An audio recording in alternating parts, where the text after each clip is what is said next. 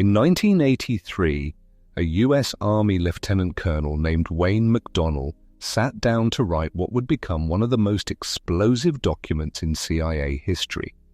Not because it contained nuclear codes, not because it exposed covert operations, but because it confirmed something far more destabilizing to everything you've been taught about how reality works, that your thoughts aren't just electrical impulses trapped inside your skull.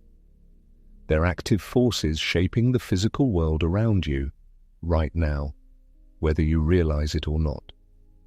The document was called the Gateway Process. For decades it remained classified, and when portions of it were finally released, most people missed it entirely. But here's what you need to understand. This wasn't some fringe theory a rogue officer decided to explore. This was a systematic, rigorous analysis commissioned by the U.S. Army Intelligence and Security Command, examining decades of research into how human consciousness operates beyond the limits of space and time.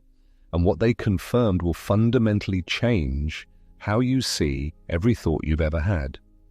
You've been walking through life believing you're separate from what you observe. That reality is this fixed, objective thing happening out there, and your thoughts are just private commentary on it. The Gateway documents prove that's not just wrong, where it's backwards. You're not a passive observer of reality. You're an active participant in its construction, every single moment. Let me show you what they found. The Gateway Process analyzed something called the holographic principle. Now, most people hear holographic universe and think it's just mystical language, poetic metaphor. But the CIA research confirmed this is a literal description of how reality operates at the quantum level. A hologram works by encoding the entire image within every fragment. Cut a holographic plate in half, you don't get half the image, and you get the whole image from a different angle. And according to the Gateway analysis, that's precisely how consciousness and matter interact. You are not a separate entity looking at an objective universe. You are a localized point of awareness within a holographic field where thought and matter exist as different frequencies of the same fundamental essence. The field, call it the quantum field, call it consciousness, call it the unified field of physics. This field contains all possible realities as wave patterns, potentials, probabilities. And here's where it gets critical. Your focused attention collapses those waves into the specific particle arrangements you experience as physical reality. This isn't philosophy, this is measurable physics that the CIA took seriously enough to classify. Now, here's what most people don't realize. Every thought you have exists as a frequency, a specific electromagnetic pattern radiating from your brain, your heart, your entire nervous system. And the Gateway documents confirmed something that changes everything. The field doesn't distinguish between what you call imagination and what you call perception. Both create interference patterns. Both structure how energy organizes into form. When you vividly imagine something, you're not just creating pictures in your head, you're broadcasting a signal into the holographic field. That signal creates standing wave patterns. Those patterns influence how particles arrange themselves. And if that signal is coherent, if it's clear, consistent, emotionally charged, it begins pulling physical reality into alignment with its frequency. The reason this sounds impossible is because you've been taught to think of thoughts as non-physical, ephemeral, powerless. But neurological research shows that every thought generates measurable electromagnetic fields that extend beyond your body.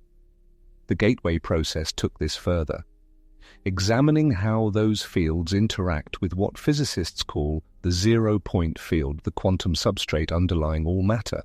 And what they found is that consciousness isn't produced by matter.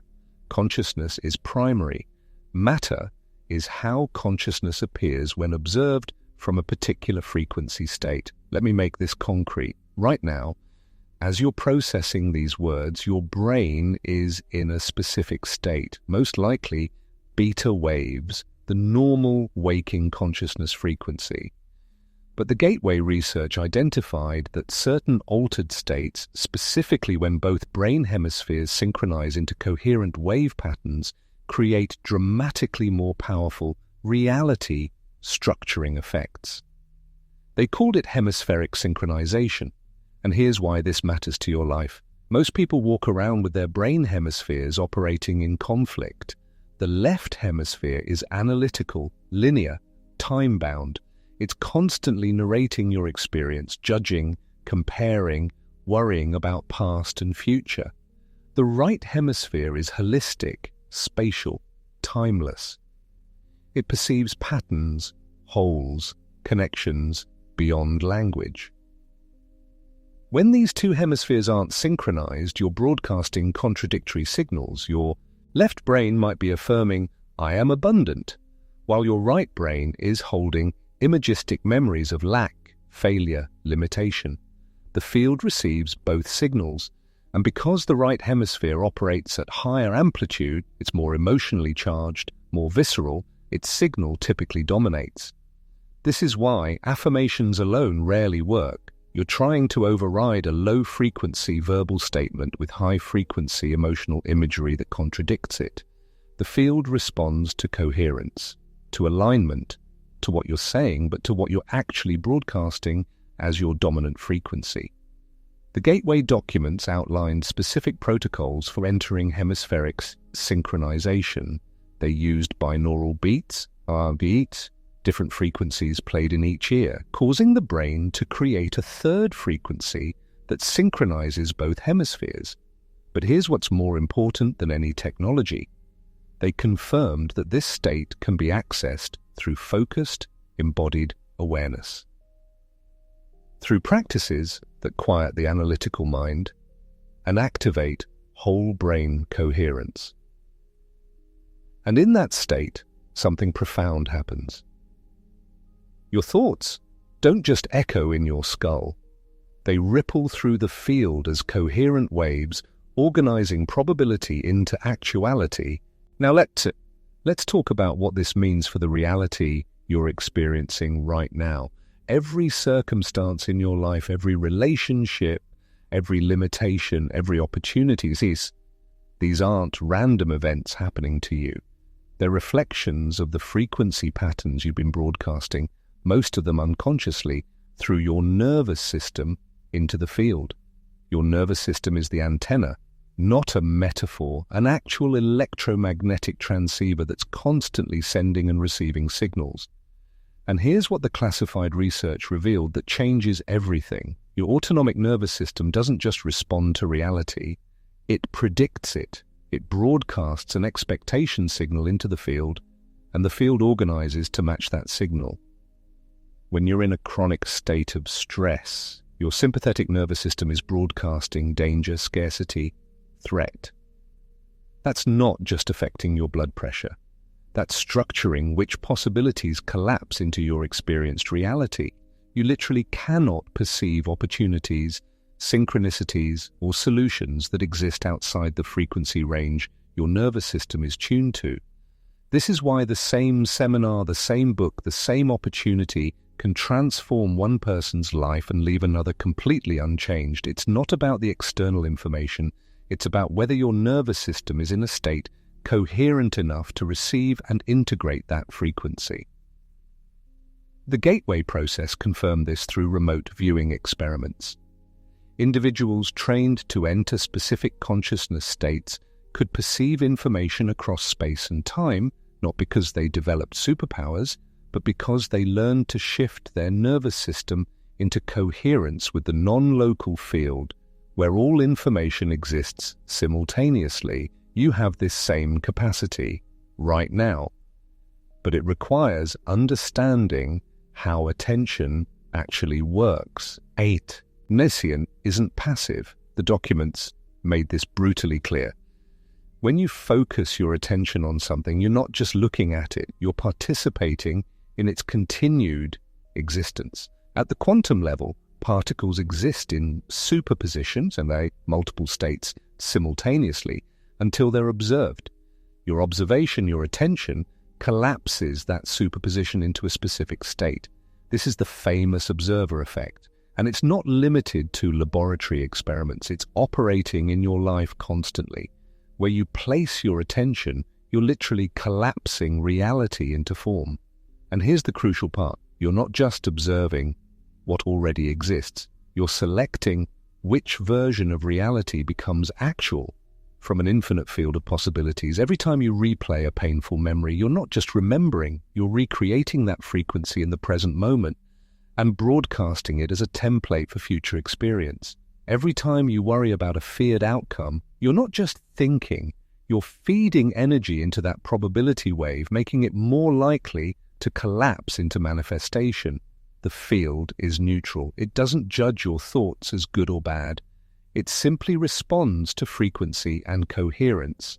If you're coherently focused on lack, you get more experiences that match that frequency. If you're coherently aligned with abundance, the field organizes to reflect that. But, and this is critical, you can't fake coherence. You can't just think positive thoughts while your body is holding trauma. Your subconscious is holding limiting beliefs. Your nervous system is broadcasting stress. The field reads the total signal.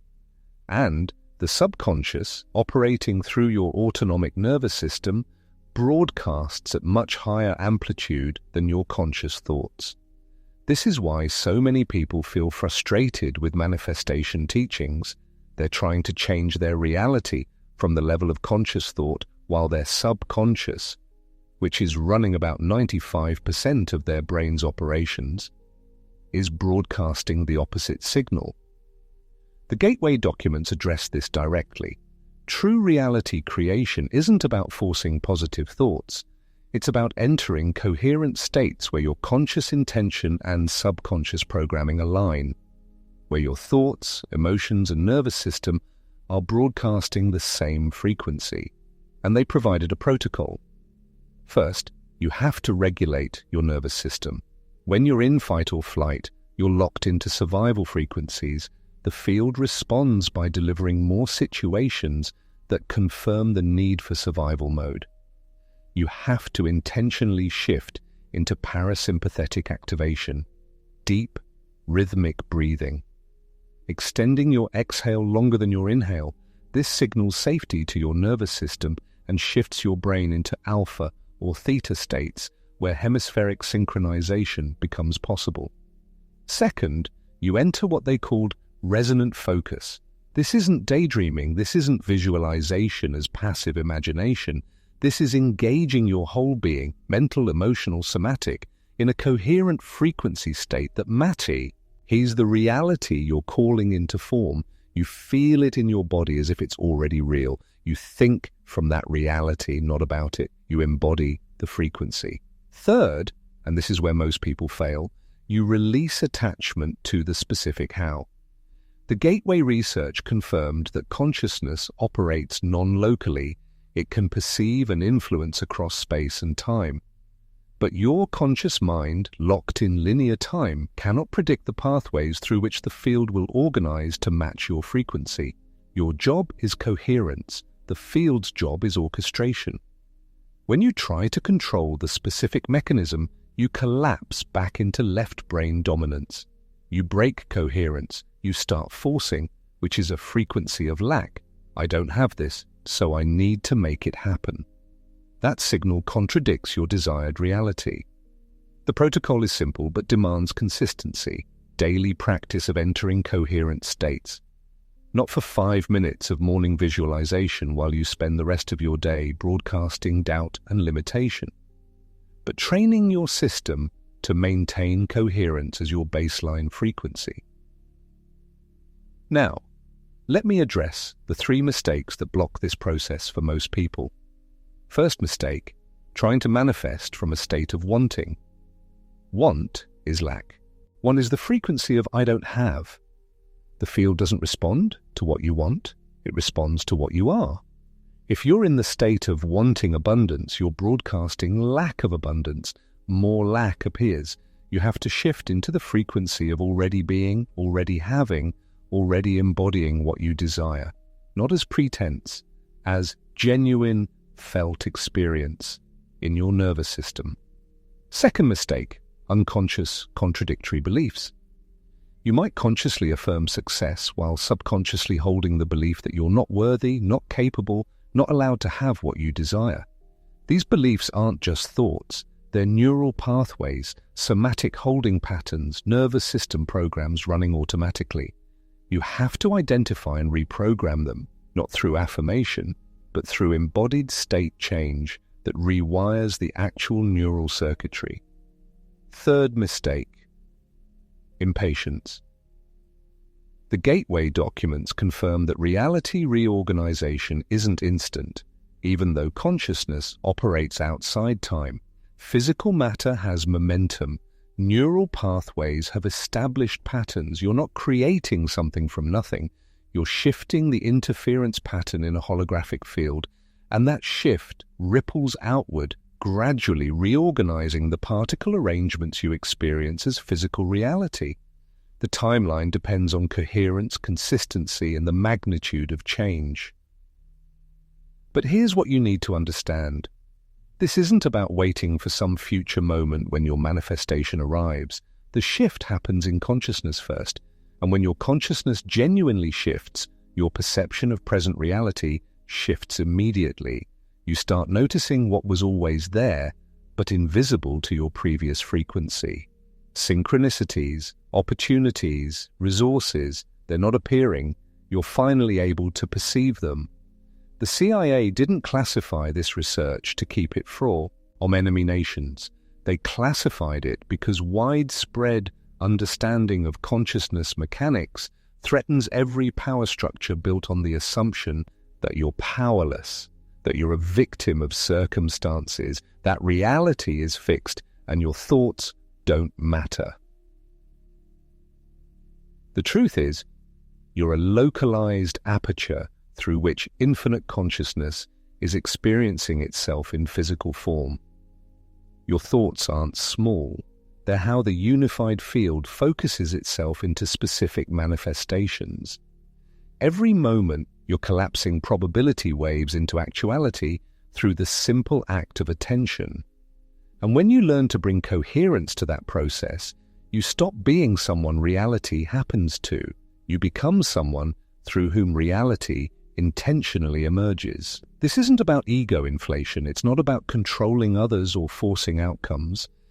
It's about understanding the actual mechanics of how consciousness and matter interact and aligning yourself with that process instead of unconsciously contradicting it.